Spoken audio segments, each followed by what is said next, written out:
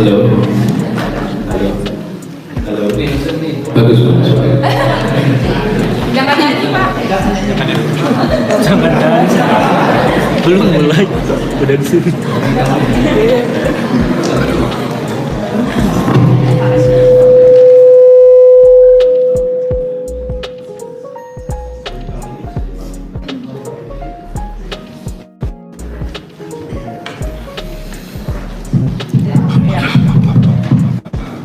Ya, bisa terdengar lagi suara. Dengar lagi ya. Ya. Assalamualaikum warahmatullahi wabarakatuh. Selamat pagi, yang pagi yang dingin di sini.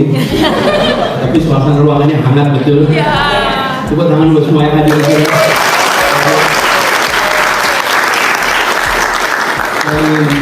Terima kasih Profesor Novel. Terima kasih Prof. Novel sudah membantu untuk menyelenggarakan acara ini. Beberapa tahun lalu kita ada kegiatan sama-sama antara Jakarta dengan Jerman dengan berbagai aktivitasnya. Itu barangkali ya, satu-satunya kerjasama yang selalu ada ujungnya itu ketika kerjasama dengan Jerman.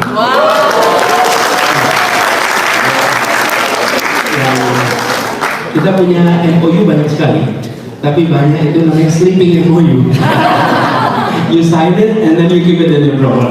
Nggak bisa aktivitas. Tapi dengan Jerman, terutama Berlin waktu itu dan sama Profesor Novel. Terima kasih buat teman-teman PPI Humam dan teman-teman semua. Boleh kasih tepuk tangan buat mereka.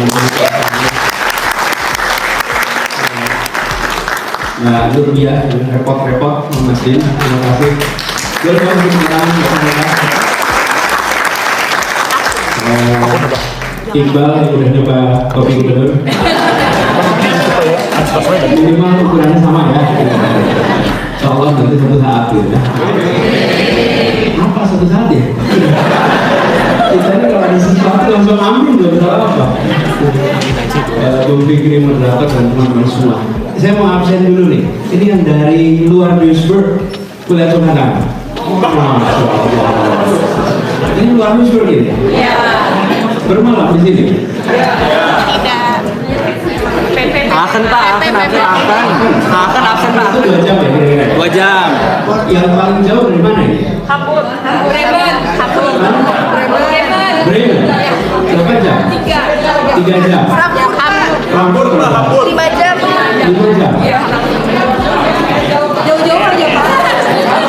Jauh-jauh Pak. Pak Haidar, saya juga Pak Haidar.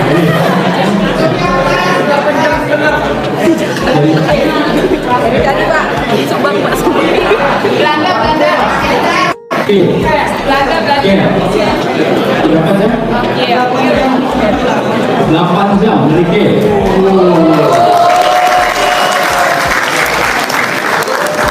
Ada yang dari luar Jerman? Mana? Dari?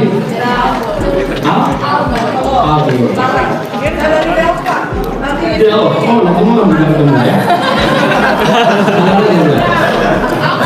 Amsterdam. Masya Allah. Saya dari Jakarta. Paling jauh. Pak Haidar dari Jakarta.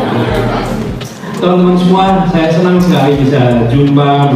Tadi malam saya jumpa tempatnya Ibu Yul. Mana Bu Yul? Bu Yul di traktir makan enak sekali, tidurnya jadi. Tapi masih jet-lag juga. Dan teman-teman semua di sini terima kasih. Kita datang kumpul di sini karena kita punya kesamaan. Kita sama-sama cinta Indonesia dan kita sama-sama merasakan Indonesia itu sebagai sesuatu yang tidak pernah bisa terhapuskan. Dan tadi malam saya bilang sama teman-teman ketika kumpul, ada masa di mana saya dulu seperti teman-teman di sini. Ketika kuliah, setiap kali ada pertemuan membahas Indonesia, berapa jam pun kita sewa mobil, kita sama-sama datang untuk ikut bicara tentang Indonesia. Dan ketika ada seseorang datang dari Indonesia, siapapun itu, kita ikut datang, ikut mau diskusi, ikut mau jumpa. Apalagi di masa belum ada konektivitas seperti sekarang, di mana perjumpaan adalah interaksi utama. Sehingga kemarin malah pagi ini juga rasanya seperti refresh. dan rasanya makin yakin kalau teman-teman di sini akan bisa bawa nama Indonesia makin harum di Jerman ini. Nah, temanya ini agak berat ini. Mengukir masa depan Indonesia di tanah rantau. Jadi pendidikan, kebangsaan, diaspora. Tadi malam saya sudah dikasih pertanyaan banyak sekali. Saya pikir desaan itu masa kampanye saja. Ternyata berkelanjutan. Jadi saya terima banyak sekali pertanyaan-pertanyaan yang menyudutkan. Gitu. Menyudutkan bukan artian apa-apa, membuat kita harus berpikir sama-sama. Nah, hari ini juga barangkali kita lebih banyak ngobrol daripada saya bercerita tentang Indonesia. Barangkali teman-teman memantau Indonesia lebih intens daripada saya, mengikuti Indonesia mungkin lebih dekat daripada saya. Tapi saya ingin cerita teman-teman sekalian bahwa yang sedang berada di, kalau saya istilahkan, pengasingan seperti ini, ya, teman-teman lagi di pengasingan, bahkan PPI dulu dibikin oleh orang-orang pengasingan, bukan? Yang lagi di pengasingan, kita semua ini punya kesempatan sebenarnya untuk melihat Indonesia secara lebih baik. Kenapa, teman-teman? Kita semua pernah merasakan keluar Indonesia pertama kali. Pada saat pertama kali kita keluar meninggalkan Indonesia, saat itulah pengalaman yang tidak bisa tergantikan. Keberangkatan kedua, ketiga, keempat itu biasa, tapi yang pertama itu luar biasa. Benar nggak? Benar kan? Saya juga merasakan begitu. Apa yang muncul kesadaran? Saya merasa ketika meninggalkan Indonesia pertama kali, lalu tinggal di luar, bisa melihat rumah Indonesia dengan perspektif yang lebih lengkap. Saya anggap yakin seperti kita berada di ruangan ini. Ketika kita berada di rumah kita dan ditanya bentuk rumah kita, maka kita hanya bisa mengilustrasikan tapi tidak punya bayangan yang lengkap. Ketika kita keluar dari rumah, lalu melihat rumah kita, lalu kita punya bayangan dalamnya dan luarnya. Interiornya kita tahu, eksteriornya juga kita tahu. Dan kesempatan untuk melihat dari luar menambah kesadaran. Paling enggak yang saya rasakan ketika saya pertama kali meninggalkan kota Jogja, saya dari Jogja, saya sadar saya adalah warga Jogja, dan saya sadar saya adalah warga Indonesia. Ketika pergi pertama kalinya, saya tambah kesadaran saya adalah warga dunia. Tiga ini tuh nggak bisa dilepaskan. Tidak bisa saya warga Indonesia dan bilang saya bukan warga Jogja lagi, dan tidak bisa saya warga dunia dan saya bukan warga Indonesia lagi. Warga ini bukan dalam artian administratif ya. Administratif itu soal catatan paspor dan lain-lain. Warga itu artinya you belong to the community. You belong to the community of Indonesia. Itulah perasaan yang muncul. Nah, kita semua berharap teman-teman yang punya kesempatan untuk berada di luar Indonesia, selalu harapannya ikut bisa mewarnai perjalanan Indonesia. Dan untuk mewarnai perjalanan Indonesia bisa dikerjakan di dalam negeri dan bisa dikerjakan di luar. Itu dua opsi yang selalu terbuka. Saya sendiri melihat kita perlu lebih banyak orang Indonesia yang berkiprah di kancah global, membawa nama Indonesia di kancah global. Kalau istilahnya Umam tadi kutip, jangan hanya kita ini jago kandang, tapi juga jago tandang. Bukan hanya tuan rumah di negeri sendiri, tapi tamu memesona di negeri orang. Itu yang harus kita bangun sama-sama. Jadi ada harapan besar buat teman-teman semua yang hari ini berada di dalam status diaspora. Diaspora itu dulunya mereka yang menetap, tapi sekarang pengertian diaspora itu sudah mengalami perluasan sehingga siapa saja yang berada di luar, apakah sekolah, apakah kerja, apapun, kemudian dimasukkan di dalam satu kategori diaspora. Nah, teman-teman di sini kita punya harapan besar. Paling tidak bagi saya pribadi memiliki harapan bahwa teman-teman menjadi wakil Indonesia di Jerman, di dunia global. dan wakil itu kita titipkan nama baik. Saya pernah ketemu dengan beberapa teman-teman yang akan berangkat, saya selalu pesankan yang berangkat itu dua kata. Nanti ketika berada di tempat perantauan, ketika sedang kuliah, ketika sedang bekerja, maka titip dua kata, impress them. Bikin mereka terpesona, bikin mereka kagum bahwa dari Indonesia bisa melampaui dugaan, melampaui harapan, beyond expectation, melampaui harapan, dan itu yang kita butuhkan sama-sama. Nah, PR domestik itu banyak teman-teman. Indonesia ini stok masalahnya cukup, ada kekurangan kita. Jadi teman-teman nggak usah khawatir kalau kita kekurangan masalah, enggak, stok kita cukup sekali, cukup banyak. Tapi yang saya ingin sampaikan di sini, yang kita harus tambah juga adalah stok optimisme. Kita ini seringkali mengecewakan orang-orang yang pesimis tentang Indonesia, karena pesimismenya seringkali tidak ketemu dengan kenyataan. Oh, kita punya banyak problem, banyak sekali, sangat banyak. Bahkan kemarin saya ngobrol dengan Mas Supri di jalan, beliau katakan, Pak, memang ada prospek ini korupsi bisa selesai di Indonesia. Apalagi kita langsung terang-terang ampun ya.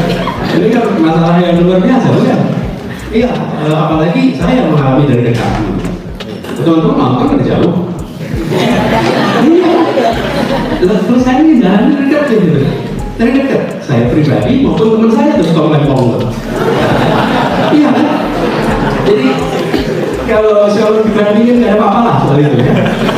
Tapi saya ingin sampaikan teman-teman, yang kita harus jaga itu stamina usaha untuk mengubahnya. Itu stamina itu dijaga. Kenapa? Ya memang problemnya banyak, nanti kita bisa bahas problem itu. Tapi titik pesan saya adalah jaga optimisme dan jangan sampai kita terlalu terampil dalam memangkas percaya diri bangsa kita sendiri. Dan itu keterampilan kita. Kita punya keterampilan luar biasa untuk memangkas percaya diri kita sendiri sebagai bangsa. Pengalaman-pengalaman positif tentang perasaan kebangsaan ditutup dengan pengalaman-pengalaman kekecewaan dengan kebangsaan. Walaupun semuanya ada. Saya beri ilustrasi. Kalau Anda lewat imigrasi 20 kali, 18 kali Anda tidak kena masalah, 2 kali kena masalah, Anda ceritakan yang 2 kali itu berbulan-bulan. Betul nggak? Yang 18 kali mana? Nggak ada ceritanya. Betul nggak teman-teman? Nah, itulah yang sering kita rasakan. Saya tidak mengatakan bahwa tidak ada masalah yang 2 itu. Bahkan kalau di Indonesia barangkali 50-50 itu. Betul nggak teman-teman? Tapi poin saya adalah jangan kita tutup bahwa potensi. Mengapa? Karena itu sangat mewarnai perasaan bangsa kita. Kita harus jujur mengatakan yang jadi masalah, tapi kita juga jangan menghilangkan percaya diri untuk menyelesaikan masalah. Jadi jangan lari dari masalah. Karena itulah kenapa kalau ada istilah kabur aja dulu, ini kabur aja dulu kayak gitu. Ayo, waktu rame-rame hashtag ada nggak yang ikut?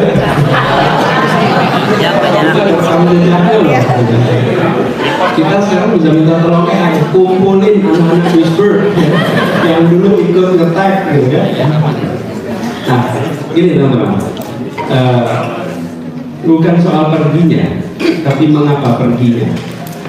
Dan saya bersyukur bahwa banyak teman-teman di sini yang statusnya kuliah. By the way, yang masih kuliah kapan itu? Yang masih kuliah, yang sudah selesai kuliah,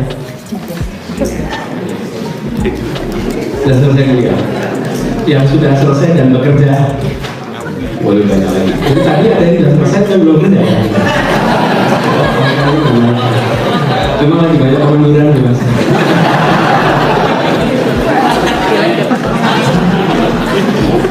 Saya udah gak pengangguran lagi loh.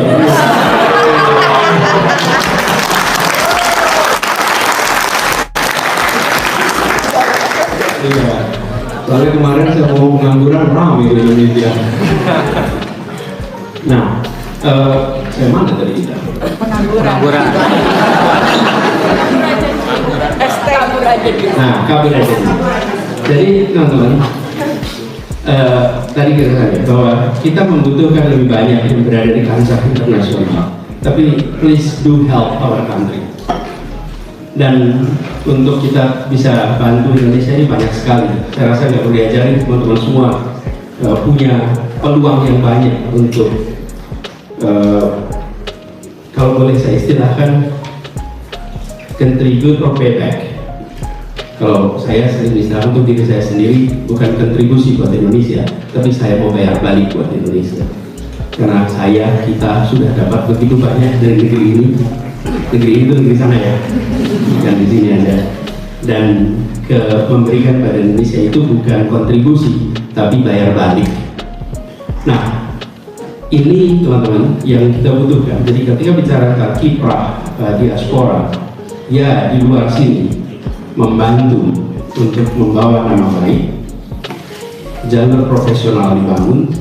Di sisi lain, Indonesia, Anda ikut pikirkan, Anda ikut bayar balik. Kalau istilah buat saya pribadi, kalau Anda menyebut kontribusi nggak apa-apa, tapi negeri itu membutuhkan inspirasi, membutuhkan dukungan, membutuhkan share of idea, bahkan mungkin action. Nah, tentang kebangsaan sendiri, kemarin ada yang bertanya tentang bagaimana nasionalisme itu sekarang.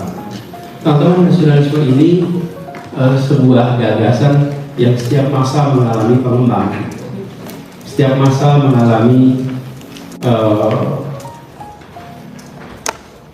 pemaknaan yang berbeda-beda.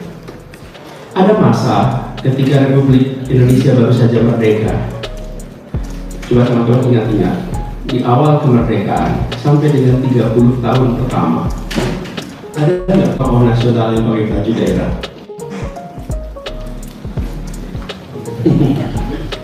Nggak ada. Seorang peneliti ilmu sosial namanya Gerald Marianov, dia sampai meneliti sesuatu yang unik. Dia mengatakan ini adalah sebuah bangsa yang suku bangsanya banyak sekali. Tetapi ketika mereka bersepakat untuk menjadi Indonesia, mereka menjaga nilai suku bangsanya, tetapi ekspresinya selalu ekspresi nasionalistik, ekspresi nasional. Sehingga tokoh-tokoh yang dari mana-mana, mereka selalu mengungkapkan pikiran dalam bahasa Indonesia, pakaian dengan pakaian nasional Indonesia, dan ungkapan-ungkapan kedaerahan itu tidak muncul ke permukaan. Ini bukan kata Anies, ini kata penelitian itu. Yang itu kemudian mereka mengatakan keunikan. Di tempat-tempat lain, setiap kali membentuk entitas baru, maka suku bangsa itu berkompetisi untuk menunjukkan dominasinya. Di Indonesia, di fase 30-an tahun pertama Indonesia hadir, tidak berkompetisi. Bung Hatta yang berasal dari Minang, belum kita ingat lihat Bung Hatta pakai baju Minang? Enggak. Iwan Kusuma Sumantri, orang Sunda, ingat nggak? Iwan Kusuma Sumantri pakai baju Sunda? Enggak. You name it, semua satu-satu. Itulah keunikan, keindahan kita. Nah, sesudah era 70-an kita menyaksikan mulai itu. Tapi itu pun tidak menghilangkan perasaan ke Indonesia. Poin saya adalah kita sekarang banyak yang berinteraksi di wilayah global, maka cara kita dalam memandang nasionalisme pun bagi mereka yang berada di luar tidak bisa lagi menurut pendapat saya seperti dulu. Saya melihat sekarang ini bukan soal administrasi, tapi soal keterlibatan, soal engagement, soal partisipasi, itu yang lebih utama dibanding soal administrasi. Dengan begitu, teman-teman, kita memiliki ruang yang lebih longgar untuk bisa berkiprah di global dan tetap rooted dengan Indonesia. Nah, ini harapan, teman-teman, bahwa nasionalisme yang ada khususnya untuk kebangsaan yang ada bagi kita-kita yang berada di dalam kancah global tidak dibebani dengan rasa khawatir. Sama seperti teman-teman, ketika ada yang melarang berbicara dalam bahasa asing untuk acara-acara internasional dengan alasan tidak nasionalis. Kalau seperti itu, maka pidato Bung Karno di Konferensi Asia Afrika itu melanggar. Karena Bung Karno pidato di Bandung, bukan di UN ya, pidato di Bandung dalam bahasa Inggris. Poin saya adalah jangan sampai kiprah kita terganggu oleh pandangan-pandangan yang lebih, kalau boleh silakan, pandangan kemarin tentang bagaimana kita memandang perasaan kebangsaan itu. Nah, teman-teman semua yang saya hormati, kita berharap punya ruang yang cukup untuk ngobrol, terutama yang udah saya datang dari jauh, teman-teman juga datang dari jauh. Yuk kita tukar pikiran di sini. Share your idea, biar saya juga dapat kesempatan untuk menyimak dan belajar. Dan kita berharap nanti dari tukar pikiran ini mudah-mudahan muncul gagasan-gagasan baru buat Indonesia yang lebih baik. Oke, saya akhiri di sini. Terima kasih. Assalamualaikum warahmatullahi wabarakatuh.